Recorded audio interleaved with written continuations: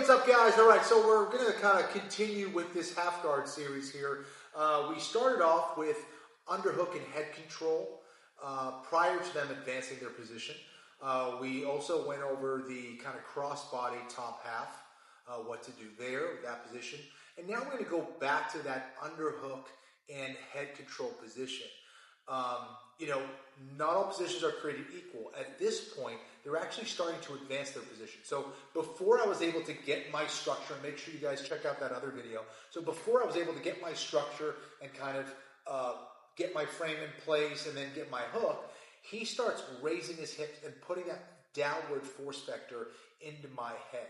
My head is the end of the lever. It's connected to my spine, and as a result, if you get control of my head, you get control of my whole torso. So what do we do here?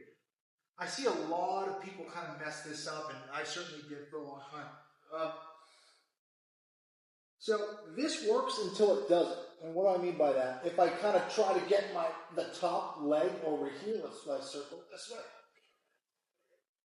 And I try to like raise up and kind of shift it over here. It can be really heavy. Even if you don't even do anything, just sit on your knee, like put your knee in. You can get really, really heavy here. And actually, what you're doing is you're allowing for that connection to be even stronger, and you're just smashing yourself into the ground. So what we actually want to do is actually go and attack the bottom leg. Okay, this is going to have more of an impact on his hips as I start to elevate and use my legs to get rid of this pressure. Okay, so he's got his shoulder in my jaw. I haven't been able to straighten out here at this point, and he's starting to advance his position. He's starting to raise his hips up, and he's really smashing me down here. Okay, this is where I'm going to try, if I can, let's circle back to his legs. If I can get this arm on the inside, slide it here. I'm going to try to get my elbow as close to the throat as possible. Right? I don't want to flare my elbow out too much because they can actually start to walk my elbow out and away from me and kind of give me a hard time. So I want to just kind of keep this elbow down, and this is going to help create kind of a pretty strong frame here. Now, this other hand is going to go to that bottom leg that we talked about here, and I'm going to untie this knot by sending him where he's trying to put the pressure. So he's trying to drive my head down towards the ground, kind of moving himself upward.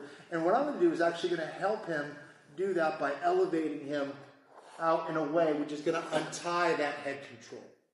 Okay? So, again, let's circle this way so they can see what's going on with this hand. I have my frame here, again, with my elbow as close to the neck as I can. Okay? If I can't get this hand on the inside, let's say he's already kind of come here and I can't get this arm on the inside, I can always use it here on the lap to elevate just a little bit. Not ideal, but it's better than nothing. The other thing I can do is I can kind of weasel this way in and kind of corkscrew this hand in. Okay? So I have this in. This hand is going to come on the inside. I always want to make sure that I'm controlling above the knee. That's what's going to have an impact and control of his hip. I'm going to come on the inside of the leg. As he drives into me, this actually helps me push him up. Okay? Let's turn towards this side. Again, the corkscrew of the hand. Put your head down. Kind of corkscrewing my arm inside until I get down on the forearm. This is my forearm and my elbow in close to the neck. This alone is not going to be able to kind of just push him up. I'm not trying to push him or bench press him. All I'm trying to do is guide him away from my head. This hand's coming on this side. I'm going to pinch my knees together. I'm going to elevate and just glide him and slide him across my body. As soon as I'm able to get his weight over my head, I'm going to retract this arm and I'm going to take away that space between armpit and hip. I don't want to keep this arm on the outside. Otherwise, he's just going to, pummel his arm back in and get an underhook and get right back to work again. So as soon as I'm able to kind of guide and glide him up and away, I'm going to retract this elbow, and I can also use this hand as a means to kind of control this leg if I need to. Okay? Now, as I'm here, I'm going to get on the side of my hip. And where I want my shoulder is going to be very critical. I want my shoulder to be underneath his butt. Because if I need to move him or force him to make a move, it's going to be my shoulder that's going to do the work for me. Okay? As I go to guide him here, he may overcompensate and put his weight away from me, right? And that's going to give me an option to turn towards him. Or if I want to turn over here on my side, my elbow, the structure of my elbow all the way down to my torso and my leg is going to give me that structure to really move him with relative ease and efficiency. Okay, now what is this hand doing? This hand, okay, I can use my hand to open up that knee. I'm going to use this hand to try to turn that knee up towards the ceiling as much as I can. I want to be on the side of my hip when I do this. If I'm flat on my back, he can pin me, and he can start to unwind his leg from this position. Yep, so it's going to be tough, especially when I start to enact this hook. So I'm going to keep my knees together. I can control his knee. I'm going to open this up, and now I'm going to get this backside hook in play here. Okay, so if you ever get confused, what leg do I need to use? Well, the same side, the arm that's underneath that hip, is going to be the leg that I'm going to use. It's not going to be this one. It's going to be the same side as this arm. I can open this up, get my hook in play, and now these are working in tandem. We've talked about this concept before, this idea about opposing forces, all right? I'm using my downward pressure to open up the knee, and this is a nice sticky hook here. I never want his foot to touch the mat. If I allow his foot to touch the mat, I give him way more options for base. I want to take away the options of my opponent, and I want to increase my options. I want as many options as possible. So I'm opening this up. I'm keeping this hook in play, and now I'm keeping tension. Move your leg. I'm just staying stuck to him. If his weight comes here and he's stable and he's not really moving, this is my opportunity to get up behind him. Again, I'm constantly keeping his foot off the mat. I'm taking away his ability for his feet to go flat to the floor where he can create force, and I'm waiting for space to open up between armpit and hip. There's one. I get my hook, and I take him over to this side.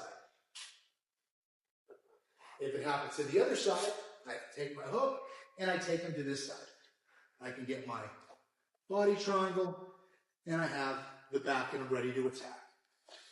Okay, now, I can take him that way, but, again, grappling is a living, breathing thing, and we have to be ready to move in real time. So, as I start to kind of maybe back out, he starts to put his weight back. So now I can't back out that way. But his weight is on the floor over here, so if that's where he wants to go, then that's where I'm going to take him.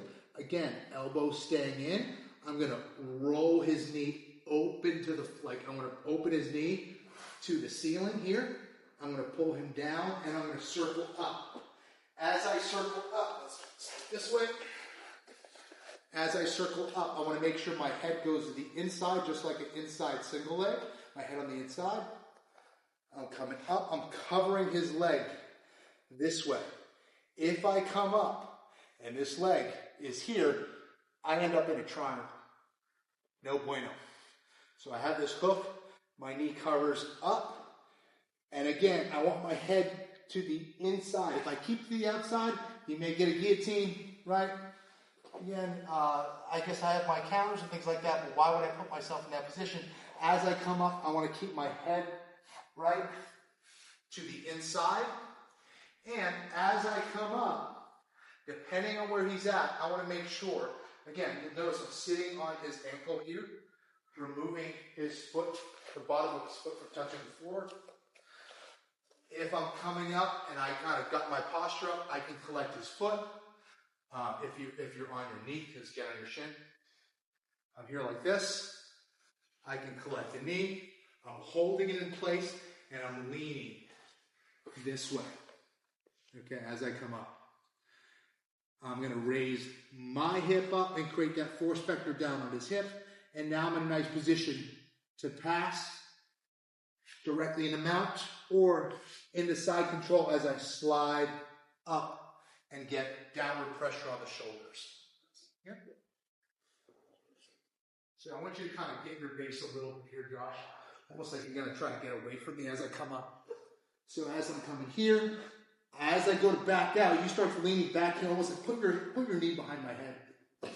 Put your knee like trap my head. Like to sit. Yeah, now it feels like I can't really back out here. He's trapping my head. It kind of feels awkward.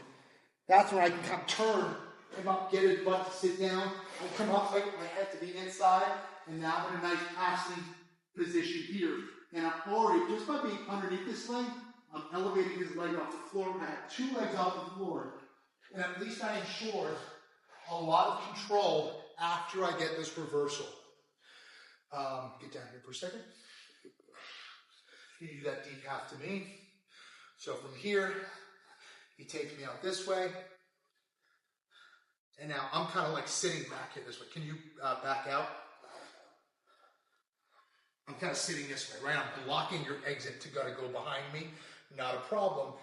You're going to open my knee up, pull it to the ground, come up. Now, I'm getting my base here this way. I'm kind of fighting him, about to wrestle him. My foot is here, my knee is here. Try to keep my leg off the ground on this side. Yep, okay, yep. So at least he's got that foot off the ground, so I can't just run away from him. I still have one leg left. If you can, grab that knee, hold it, and drive. Yes. Don't think you're just going to like tug and pull a grown man down to the floor like that. Just hold it and let your pressure, your weight do the work instead of that tugging and pulling pressure. It's unnecessary. You're going to waste some energy doing that. The other thing to be aware of, again, do not hang out flat on your back for too long. Okay, grab here, this way, the hook. This is going to allow that person to maybe sit back and start to counter your moves. If you don't want his foot to touch the mat, get on the side of your hip. Now it's going to be very difficult. The connection here is definitely stronger. I can feel it. I don't feel like I have a lot of wiggle room. And don't be afraid to use your hand here to put it in place to where you want it. Where do we want the knee, Josh? We want it up towards the ceiling. Here this way. Now you actually have an effect on my hips and come up, go back down. Right? Now, my knee is kind of bent here a little bit. This is where he's going to cover, because he's flat on his back a little bit, right? He's going to use his top leg to secure that leg. So now I can't really get it out. And if he needs to adjust my bottom leg so it starts to straighten out to create the tension, he's going to put it into play, and now that feels like I have a lot more tension on my leg now. Pull this down. Yes. There we go. Now, if I start driving over this way, he can go out the back door yet again. Or he can come up this way, that's fine. Or I go out the back door. Keep the hook, no, go back, go back. Keep the hook behind my leg. Yep, exactly. Slide out the back door.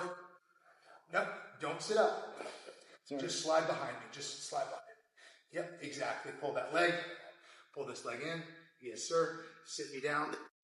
And right into the hook. Give me this way. Now, what Josh was doing to come up, you can definitely come up as well.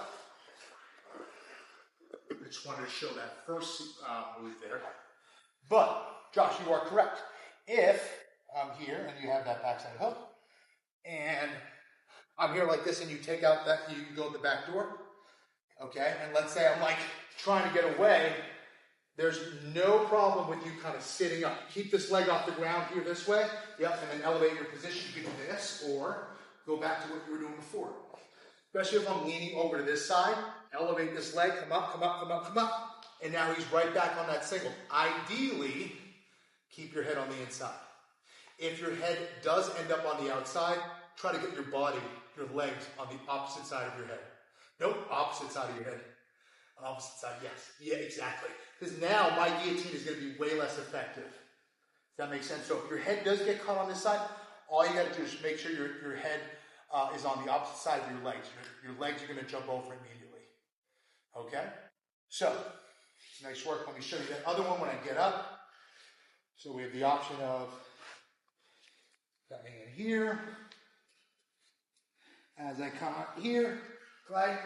And let's say he's sitting down, like base down your leg this way. Yep, I can always elevate here this way, keeping this up to kind of come up.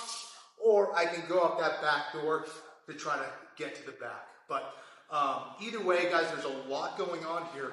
Make sure that we're not offering up that space between armpit and hip. We're keeping our elbows in tight once I'm able to get them off of me. But this is a move that is going to help your half guard tremendously. Whether it's gi, no-gi, MMA, we don't want to be stuck flat on our back with them in half guard. It's a very dangerous position. It offers them a lot more options, and we definitely don't want that. So hopefully this kind of helps to complete a little bit of this series from half guard. Again, a ton of stuff you can do from here. But if you're able to combine video 1, video 2, video 3 from half guard and put it all together, even I have an old video from way back when on YouTube that was pretty popular from half guard. You can check it out as well. If you combine all of those things, it's going to help give you a lot of conceptual understanding of what you should be doing from half guard to not get pinned, to not get controlled, and to kind of get out of these hairy spots. All right? Good luck, guys.